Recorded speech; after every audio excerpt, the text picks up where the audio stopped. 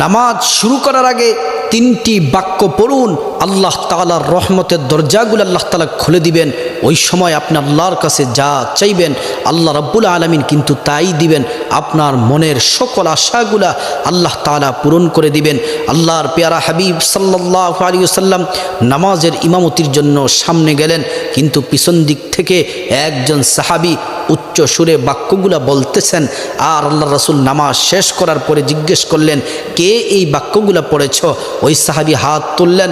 আল্লাহ রাসূল বললেন, তুমি এই দোয়া পড়ার সাথে সাথে আল্লাহ তাআলা রহমতের দরজাগুলা খুলে দিলেন। তুমি ওই সময় যা চাইবা দোয়াগুলা পড়ে আল্লাহ তাআলা তাই দিবেন, সকল আশাগুলো আল্লাহ তাআলা পূরণ করবেন।